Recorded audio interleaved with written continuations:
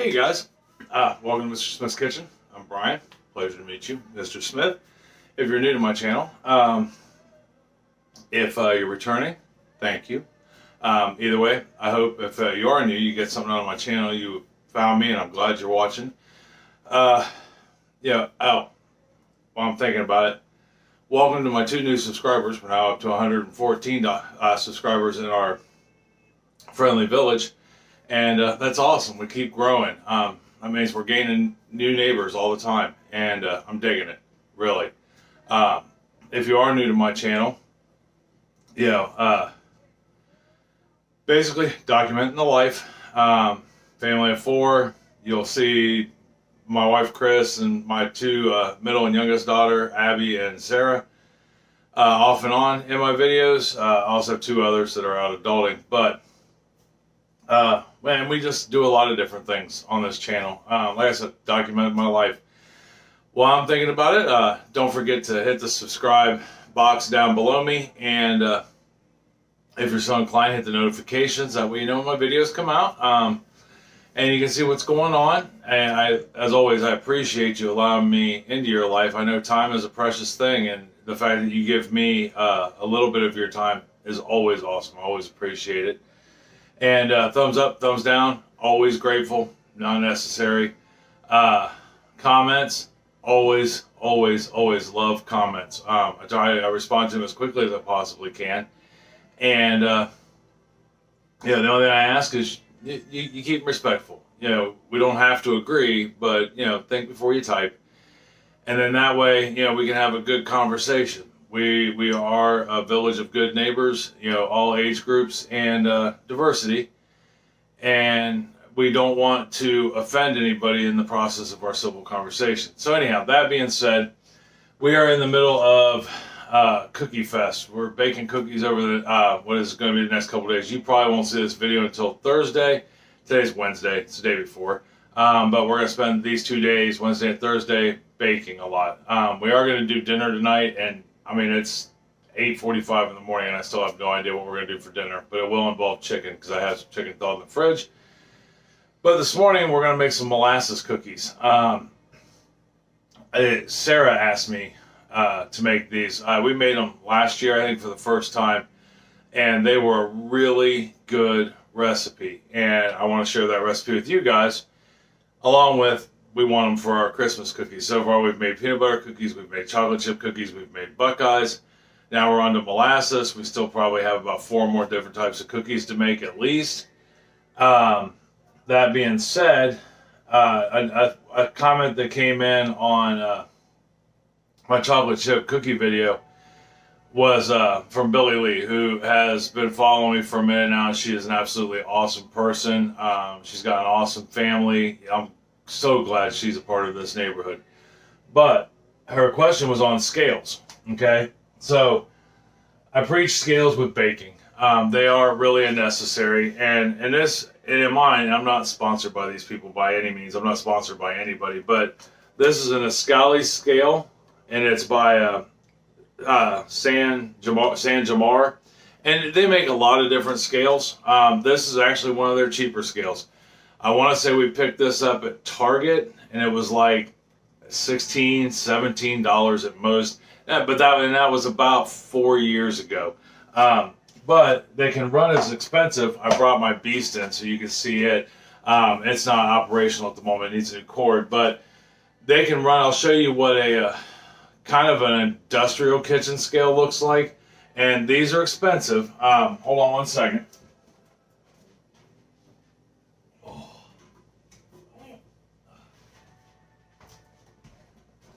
This is an industrial scale, okay? This is used in professional kitchens, to keep weights.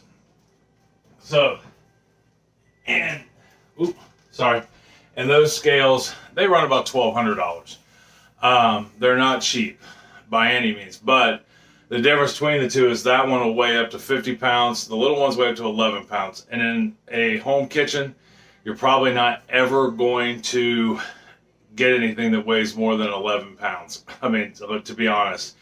They also make scales that will do dry and wet measurements, but I don't know how useful the wet measurement part is. I've never owned one. I've never had it need, because most of the things you weigh wet and baking are in milliliter.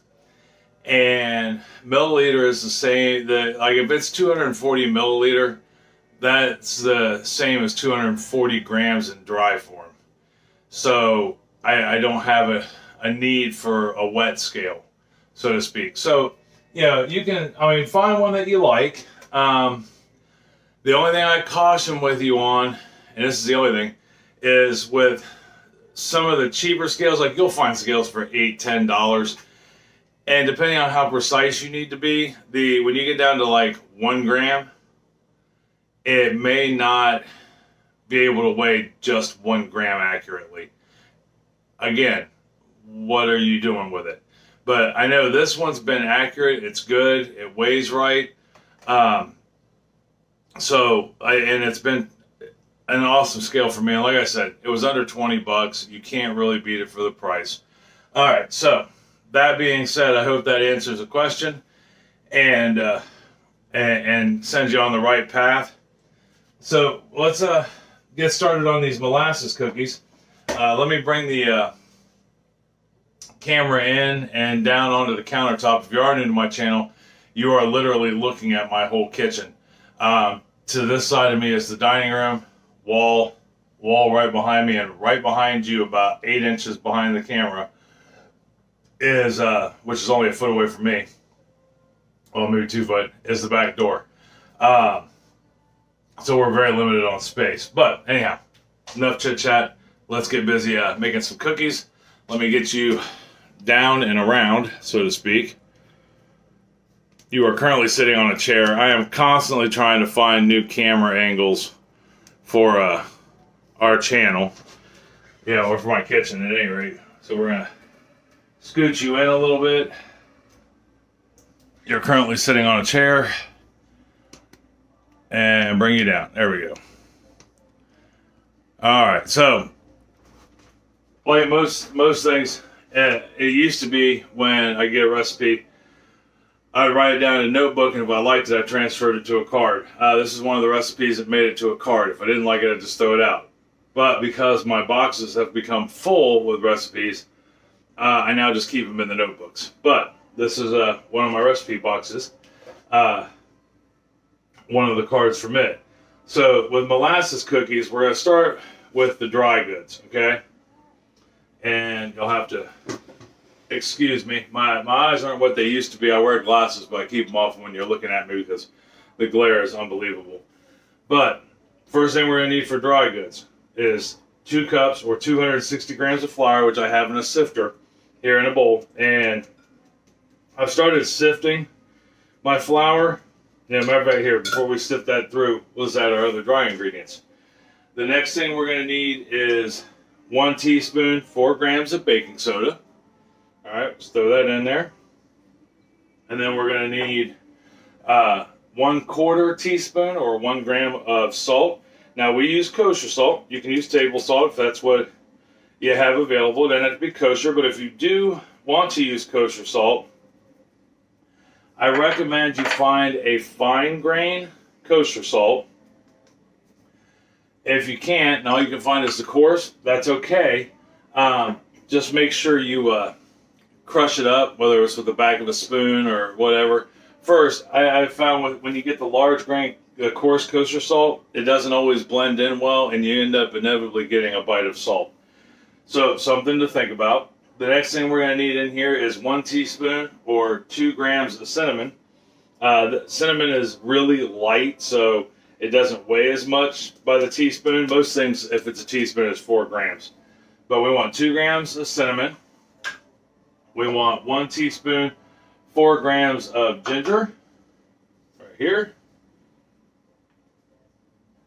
And then we're going to do 1 teaspoon, a half a teaspoon, 2 grams of cloves. I love the smell of cloves. It's a very old-fashioned cookie smell. A molasses cookie is a very old cookie. This recipe has been around since the beginning of time. And then we're just gonna run this through the sifter. And what running it through the sifter does is it breaks up any clumps that might be in your flour. You know, flour, anything powdery, powdered sugar, flour, baking flour, cake flour, wheat flour, all those flours, the minute the humidity hits them, boom. I mean, you're pretty much asking for clumps, even if it's just itty bitty little clumps. And then we just want to make sure that's all mixed together, just like so. All right. And then we're just going to set this aside, okay? Because then we're going to work on our wet ingredients.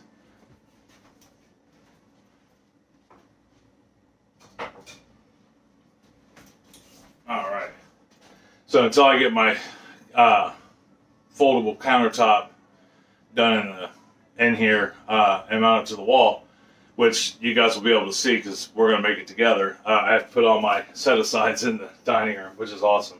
All right, so now we're going to work on the wet ingredients.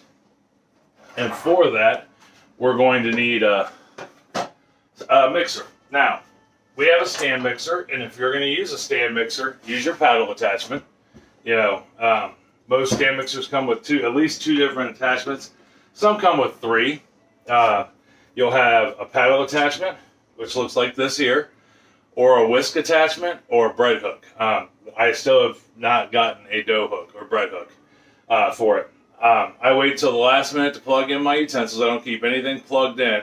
We have little hands, and we don't want little hands accidentally coming by and turning it on and hurting themselves, you know, or us, or if you've got flour in here and they kick that bad boy on high, whew, you got flour all over your kitchen. It'll be a hot mess.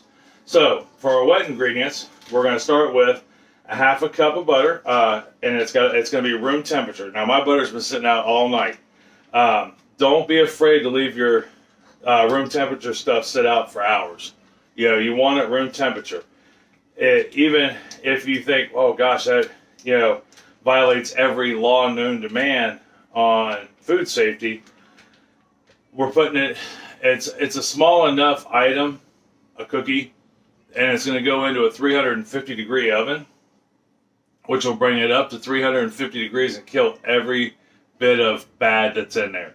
Now, don't leave it out for days on end. Butter you can leave out for a couple days, but yeah, to leave out, say, overnight or pull it out first thing in the morning and then work on it in the afternoon is perfectly fine. Yeah, but at least 30, 45 minutes will get your room temperature. All right, so half a cup, one stick, 115 grams of butter. I will always give you your measurements and whatever the cup is, or teaspoon, tablespoon, and I'll also give it to you in grams because I want you to be accurate. All right, so the next thing we need to put in here is 200 grams, 1 cup of packed dark brown sugar. I've explained packed before, but basically, see how when I put my fingers in it, it press it, it stays? That's packing it. You get a lot of air pockets in brown sugar because of its the way it is. And you want to make sure you have the right amount. But it's 200 grams. If you have to scale, you won't need to worry about it. And you want the dark brown sugar. I'll explain why here in a minute. But here, I can tell you real quick. Basically, because brown sugar is made with molasses. And these are molasses cookies, so that helps in the process. All right, so what we're going to do with those two, we're going to mix this, beat this on medium-high until it is smooth, creamy. Yeah, smooth and creamy. All right, let me get this mixed, and when we come back, we'll move on to the next. All right, we got this blended. Smooth and as creamy it can be for having brown sugar in here, but yeah, this is kind of what you're looking for, right there. Yeah, and it's lightened up. Remember how dark? Well, I don't know how it comes out on camera, but that brown sugar was really dark. Yeah, and now it's lighter in color. It's got a good look to it. It's smooth and creamy. As smooth and creamy can be for butter and brown sugar. So the next thing we're going to add to it is an egg. 1 egg, room temperature, okay?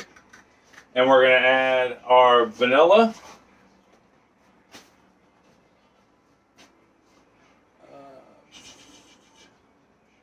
We're going to add our vanilla, which was, oh my goodness, half a teaspoon, 2 grams. Your egg is a large egg, and it's 50 grams. and we're going to add 2 tablespoons or 20 grams of vegetable oil. Or you just want to use a flavorless oil. It doesn't necessarily have to be vegetable oil, but vegetable oil is flavorless, and that's what we use. Yeah, if you've got another oil you prefer, have at it. And we're going to blend this. We're just going to incorporate this together right quick.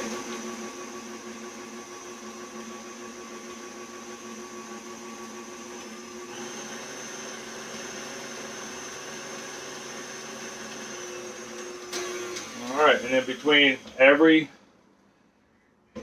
we do, we want to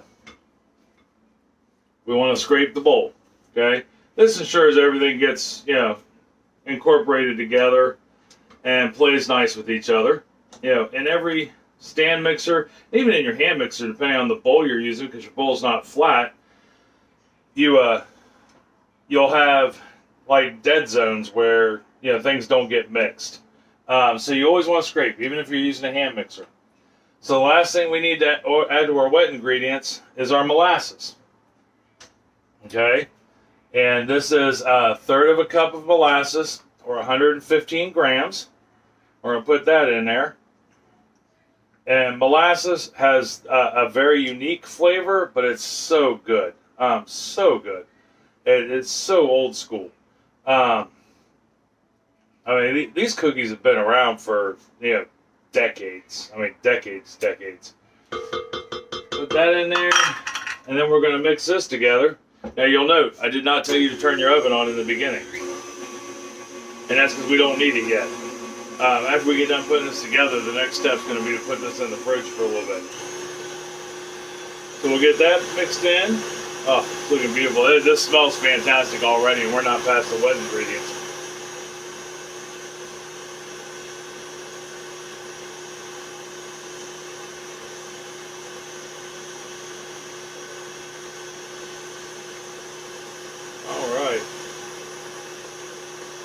Now, I don't know, you can't really tell via the camera. Here, I can show you real quick. We'll pull the paddle off and show you. But that's about where we should be looking at there. Nice and, got a nice color to it. Creamy, smooth. Then we'll go ahead and scrape our bowl down again. Make sure we got all our wet ingredients put together. We want nothing left behind, so to speak. And of course, the wet ingredients, I mean, it's important to scrape down your bowl, but the chances of them not combining completely are pretty slim. I mean, you may have some butter that might not have quite... If your butter was truly room temperature, you left it set out for a while, you shouldn't have any issues. But let's say it wasn't.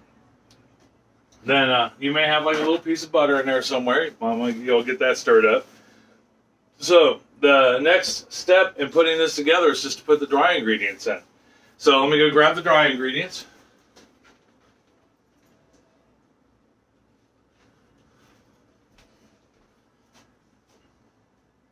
And we're going to dump those in there.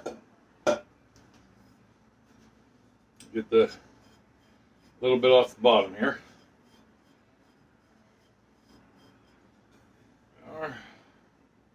There we go.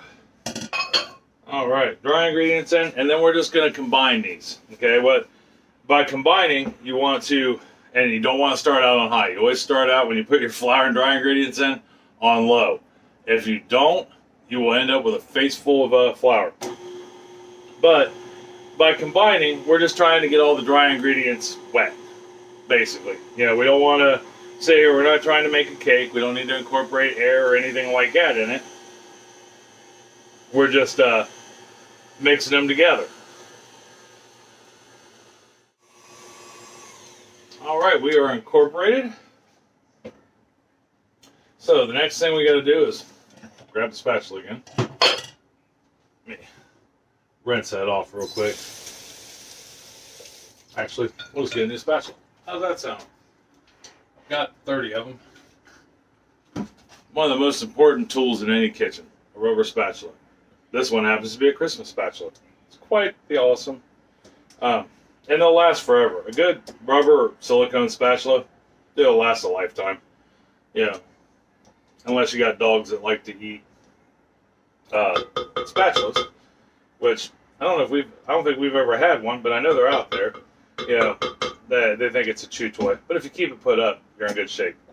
All right, so get that off the thing here, off the paddle attachment. Get that as cleaned off as possible. Take that bowl off, put that in there, unplug the mixer, set it to the side. It seems like more steps when you have a small kitchen. All right, so now we're just gonna go through, give it one more good scrape, get the flour off the sides, get it all blended in, just like such.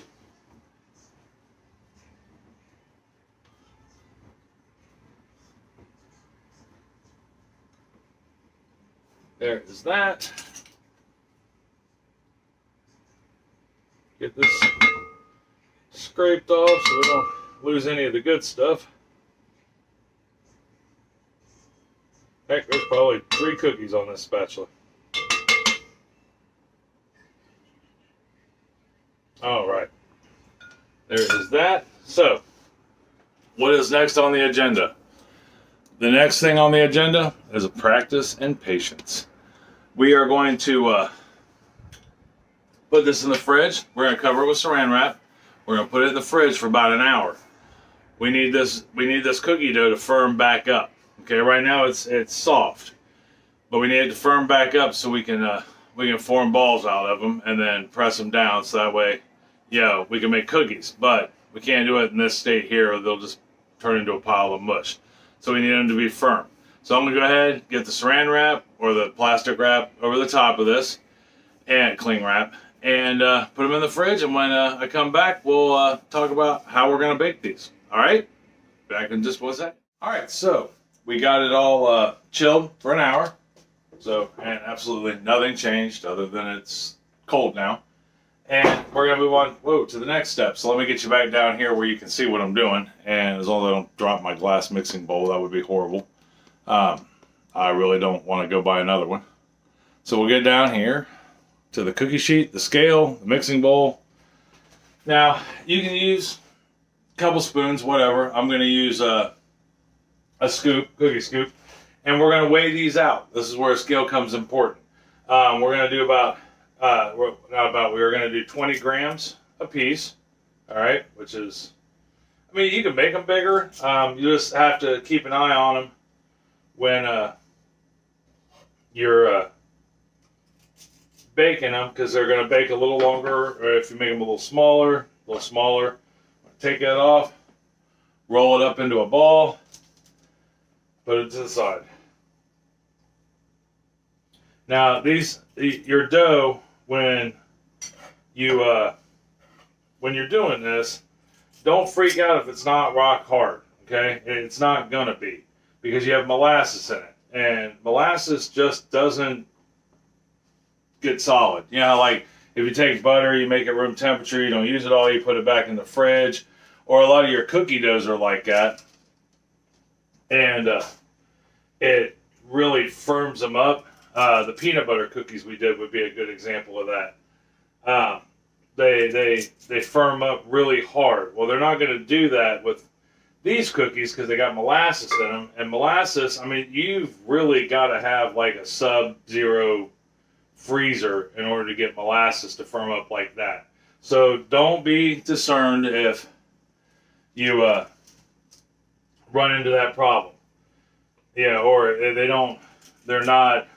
it's not rock hard. It's not going to be rock hard. But if we wouldn't have stuck this in the fridge, they would have been a rough way to go for sure. This is more like the consistency of a little firmer than peanut butter.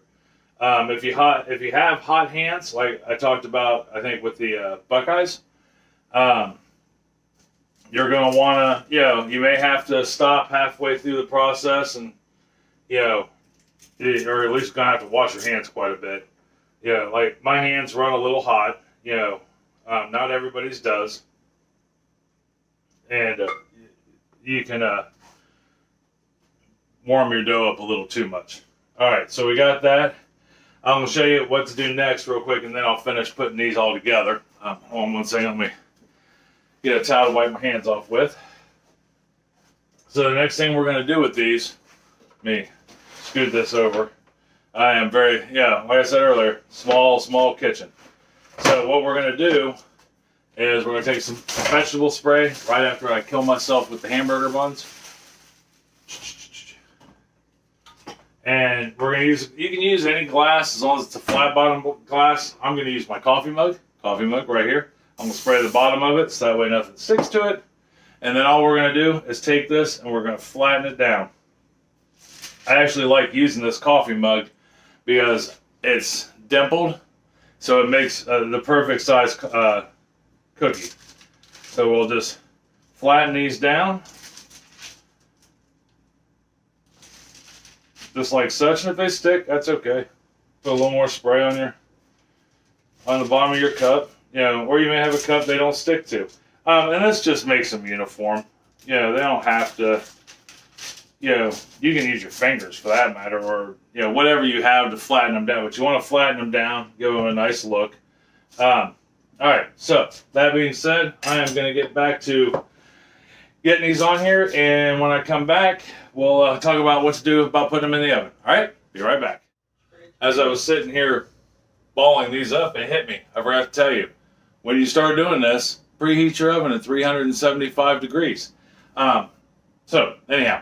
Back to making these, and I'll be back in just one moment. Okay, so we got all 36 cookies balled up, rolled out, 20 grams each. So what do we do next, right? As I just stated a second ago, we were preheating our oven to 375 degrees. That's 190 degrees Celsius for those of you who need Celsius.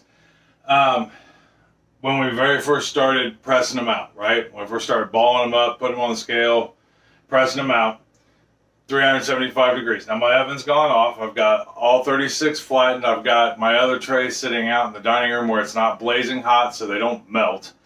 So we're just going to stick these in the oven, and we're going to bake them about 9 to 11 minutes. Sorry.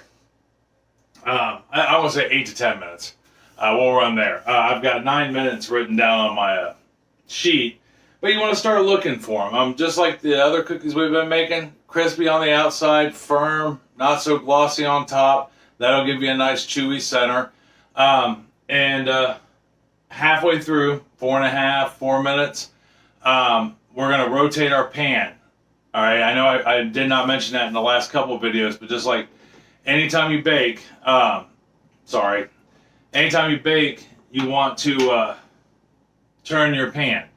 Reason for this is because most ovens have hot spots, so you want everything to bake evenly. You don't want one side to be really dark and the other side to be really light or something in the middle. So if you rotate it halfway through, you'll get a good consistent look all the way around. All right, well, when I come back, we will have these, we'll take these out of the oven and talk about what to do next. All right, see you in a second. Okay, so we baked our first batch. I went 8.5 minutes.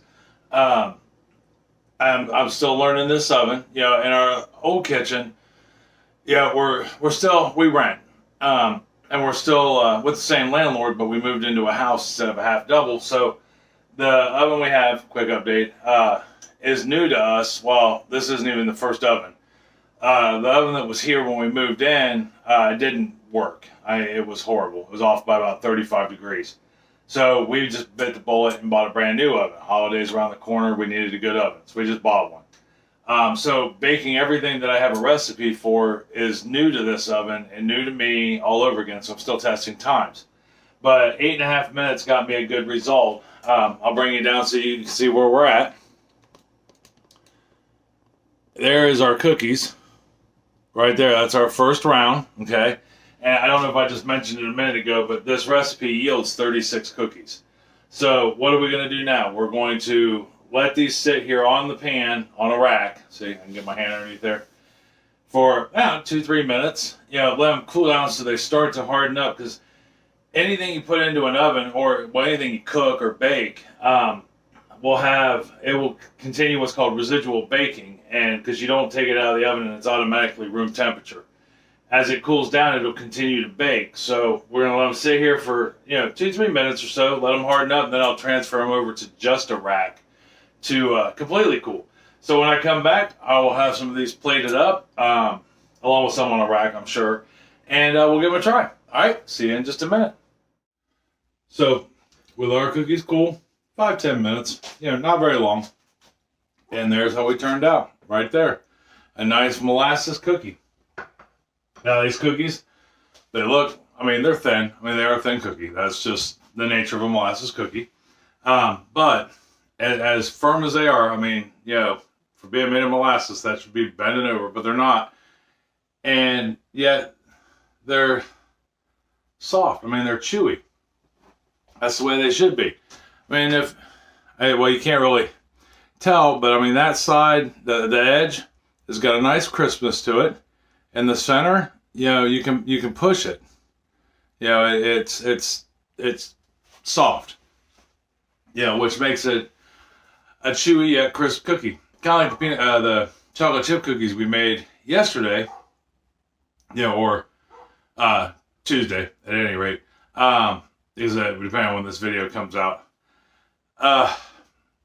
that's what you're looking for, at any rate. But let's give it a try. I know it's going to be good. Like I said, I've made these a few times before, and they are good. But let's give it a try. Make sure this batch turned out good, right?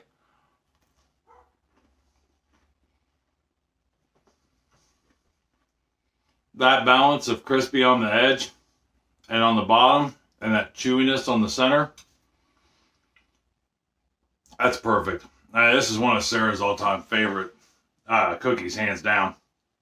And it is a great cookie. It's such a old-fashioned cookie. It's, and yet it's still one of the best cookies ever, Christmas time or not. Now, you could, only because I know you can buy them store-bought this way, if you can still find them. It's been so long since I've bought molasses cookies at the store. But you can ice these. You can drizzle some icing over them, powdered sugar and milk, and just mix that together. Cup of powdered sugar and 2-3 tablespoons of milk. You've got icing. You can put that on there with a little bit of vanilla. That would be good on here also. Personally, I think they taste just good plain.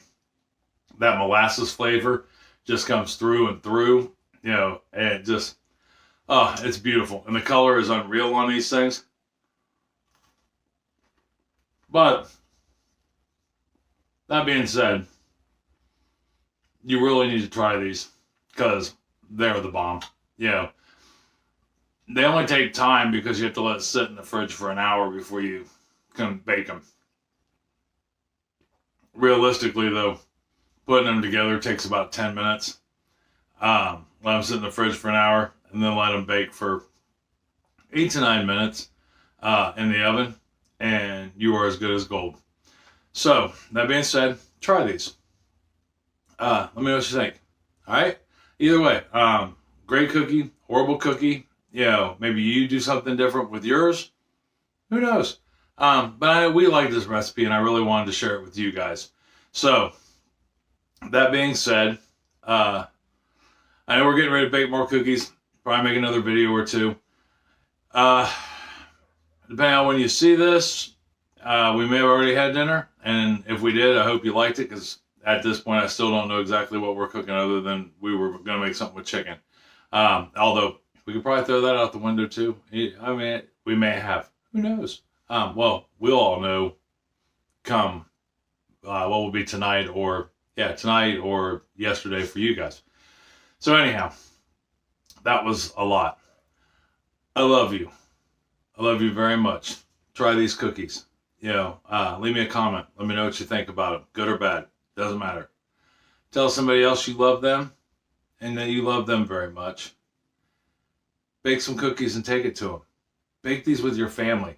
Baking is, especially cookies, wonderful way to have a family interaction. No different than sitting down at the dinner table.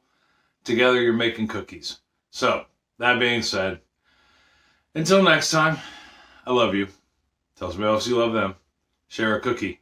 It'll make the world a better place. All right? Talk to you later. Bye.